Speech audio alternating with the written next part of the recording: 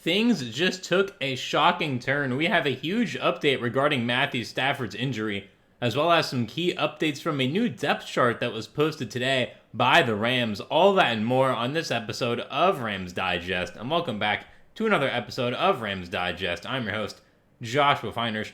And before we get into today's video, make sure to hit that subscribe button. We are now on the road to 5K subscribers, so hit that button and click the bell below, the notification bell. Click all once you do, so you get notified and do not miss whenever we post our daily new Rams Digest videos covering all things Rams. So leave a like on this video as we are officially in preseason week 1. The Rams kicking off their preseason on a Saturday, and they just dominated the Cowboys yesterday in their first open practice.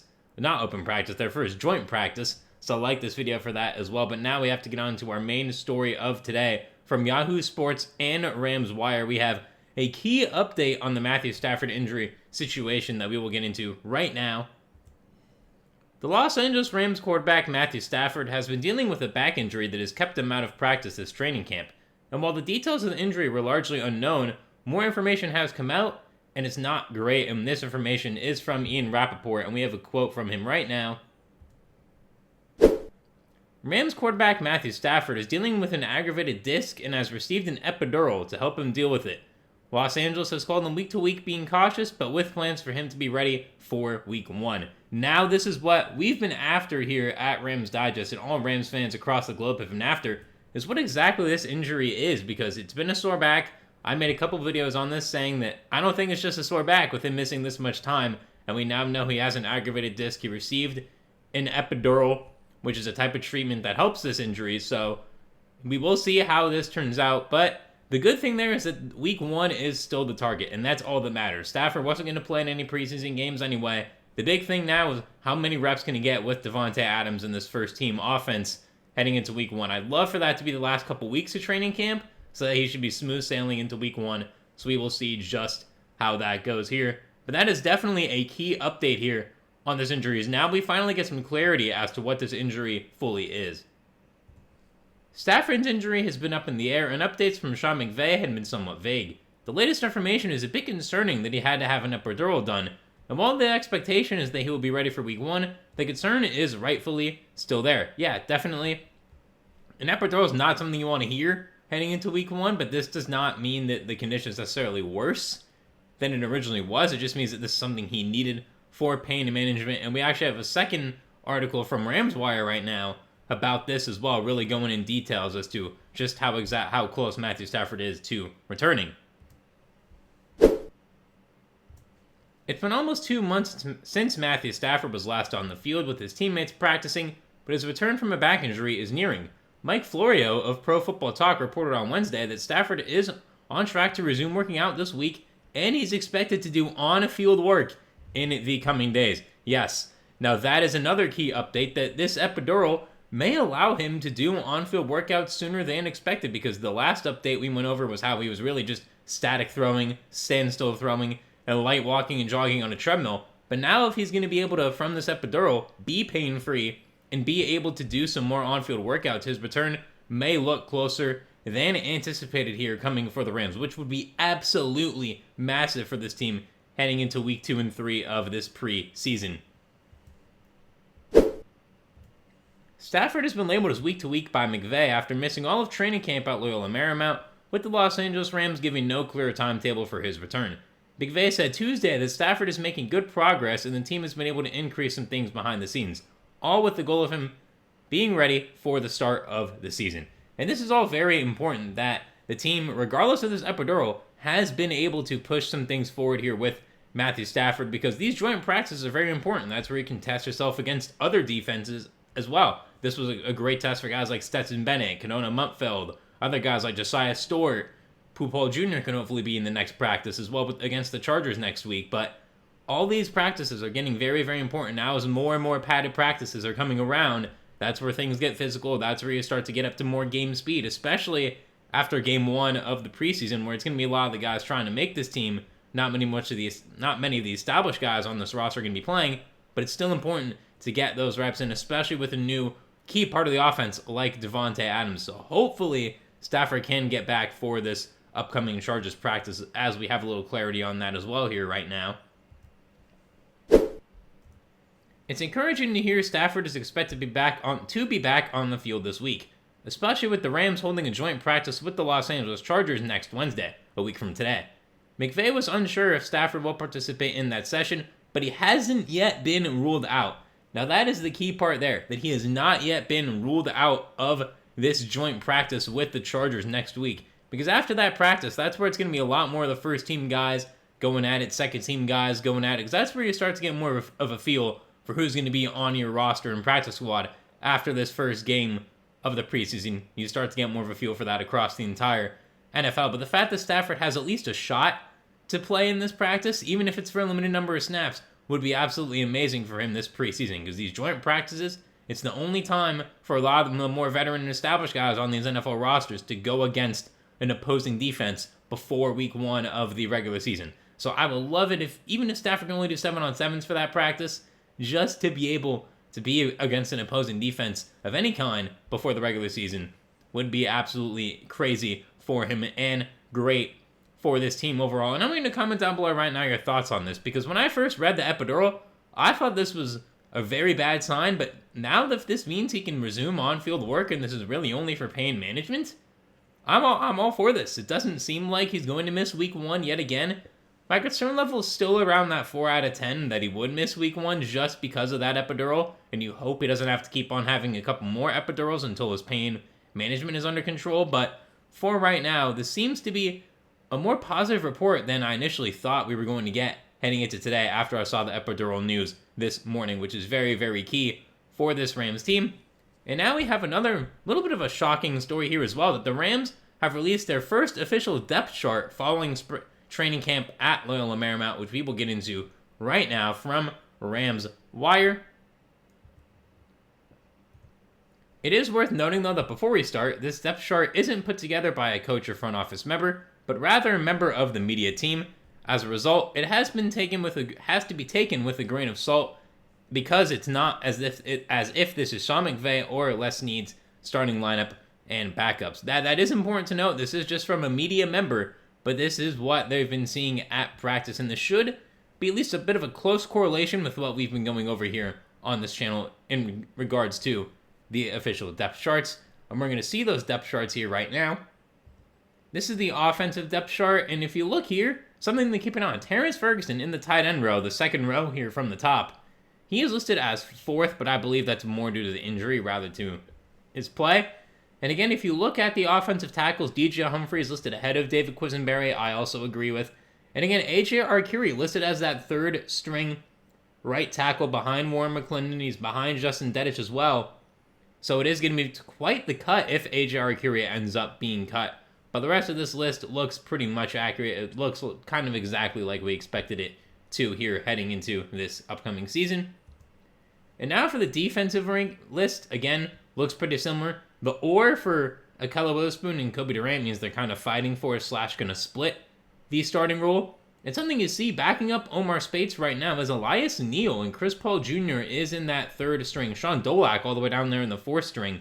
Again, Dolak, in my opinion, should be ahead of Reader and Tony Fields II, but that's definitely something to look at. And something to look at as well as Kair Thomas II, ahead of Josiah Stewart as well here on this depth chart. And if you look at Emmanuel Forbes, despite the injury on the bottom there, still listed ahead of Josh Wallace and Sean Jolly there for that cornerback position, which I do agree with based on how training camp has gone. I was very skeptical of Emmanuel Forbes earlier in camp, but I'm getting more and more sold on him as camp has gone on.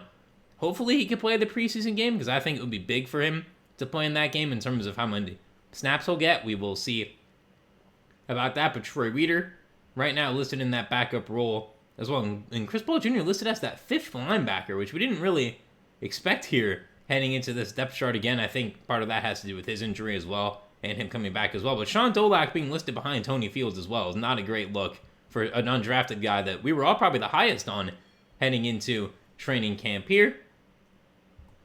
And the Los Angeles Rams have released their first official depth chart of the summer on Wednesday, giving fans a glimpse of what the roster looks like right now. It's an unofficial depth chart that's been put together by the media department, not the coaching staff, so by no means does it definitively reflect how Sean McVay views things. However, it does give us an idea of where certain players are slotted in on the depth chart, whether it's as a starter, co-starter, backup, or reserve. We analyzed the entire thing and picked out 7 of the biggest takeaways, including Terrence Ferguson's spot on the depth chart, and the fact that there's still competition brewing at cornerback. Here's what we learned from the Rams' first depth chart release. That Terrence Ferguson thing, I think it's an injury thing. He'll be ahead of Davis Allen and Colby Parkinson for sure. I think Colby Parkinson actually is in danger of getting cut because Davis Allen has looked really, really good actually throughout practice, so we will see how that ends up for them ending into the end of the preseason here. And the main thing that we got to get into is Tutu Atwell is still wide receiver 3. It hasn't necessarily been the best summer for Atwell, but he remains the Rams' number 3 receiver, despite facing pressure from Jordan Whittington and Kenona Mutfeld. Whittington is listed as the backup behind Devontae Adams, and Mutfeld slots in behind Puka Nacua, with Xavier Smith listed as Atwell's backup. Atwell, Whittington, and Mutfeld should all see playing time this season alongside Adams and Nacua, but for now, Atwell has the edge. Yeah, I think it's the $10 million talking. When you give someone a $10 million contract fully guaranteed, you kind of have to start him at this point. His summer hasn't been so bad to where you can't justify starting him again. I'm going to keep pointing to Jamar Chase having a bad training camp his rookie year. Goes out. It's been a top 3 receiver in the league pretty much every year he's played, except that one year where he missed a few games. But besides that, he's been awesome. Or it's a Quentin Johnston thing where you have drop issues and now Quentin Johnston's in a make-or-break season out there in LA. I think it's somewhere in the middle with Atwell. I could see one of these two guys, Whittington or Mutfeld, surpassing him in the depth chart by the time the season is over, though, if Atwell does have a slow start. So comment that down below right now whether or not you agree with that sentiment. And now DJ Humphries is the fallback option at left tackle. Alaric Jackson is listed as a starter because when healthy, that's exactly what he is. Backing him up is Humphries at left tackle with Warren McClendon Jr. as the second-string right tackle and David Quisenberry as the third-string left tackle.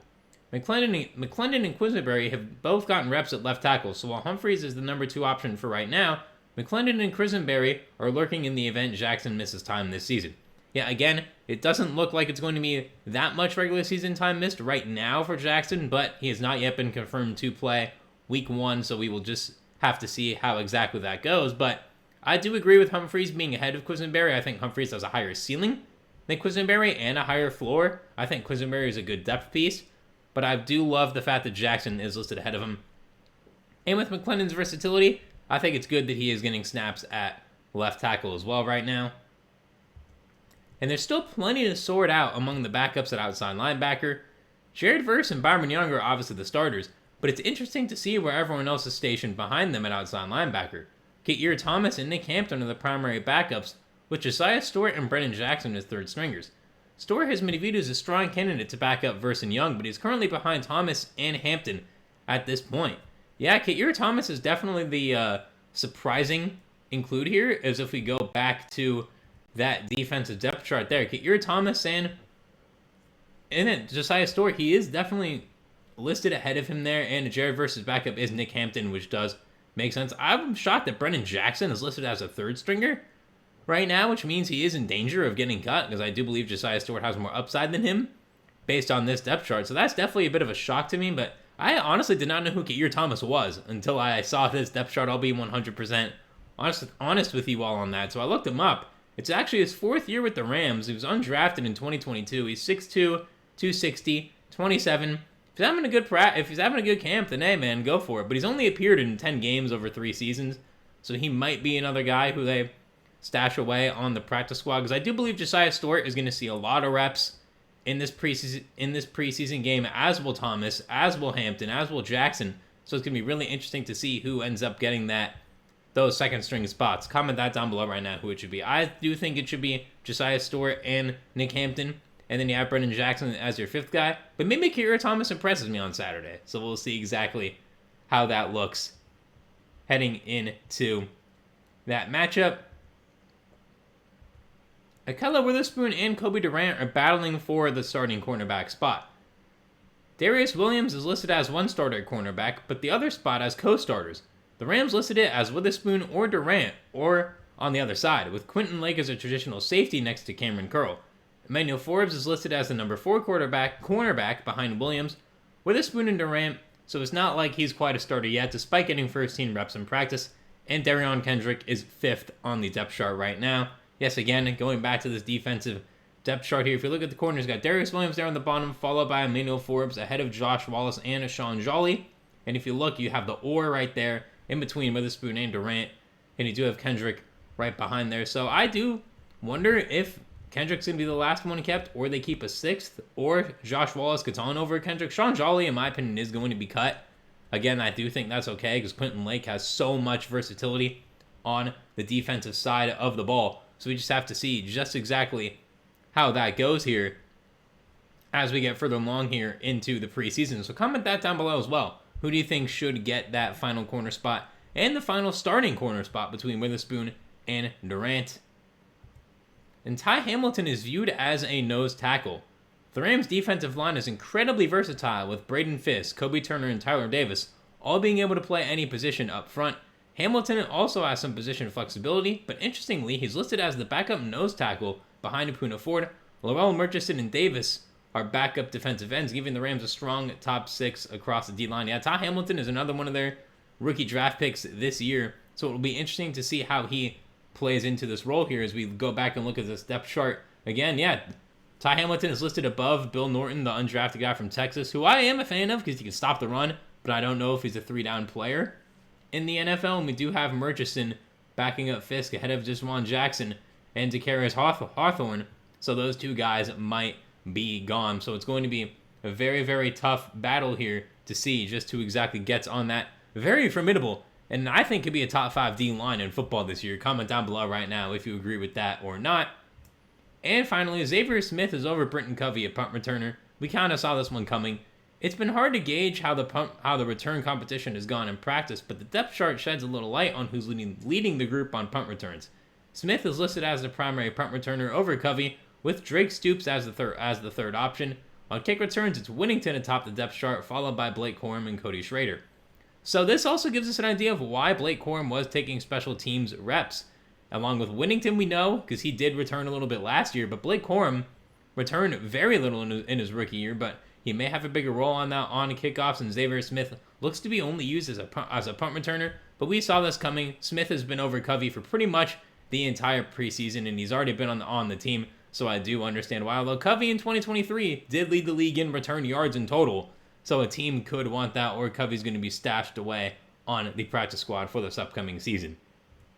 And that's all for this episode of Rams Digest. Thank you very much for watching as always. Remember, hit that subscribe button. We are on the road to 5,000 subscribers, and click that notification bell. Click all so you get notified and do not miss whenever we upload daily Rams Digest videos covering all things Rams. Make sure to leave in the comments down below your thoughts on this shocking Matthew Stafford injury update, as well as your thoughts on the depth chart overall and any other surprises that you saw that I did not cover in this video. Again, Tutu Atwell being wide receiver 3, Ty Hamilton being a nose tackle. Comment your thoughts on that and the cornerback battle that is raging right now. And leave a like on this video as it is preseason week 1, and the Rams just dominated the Cowboys yesterday in their their joint practice. Leave a like on this video for that.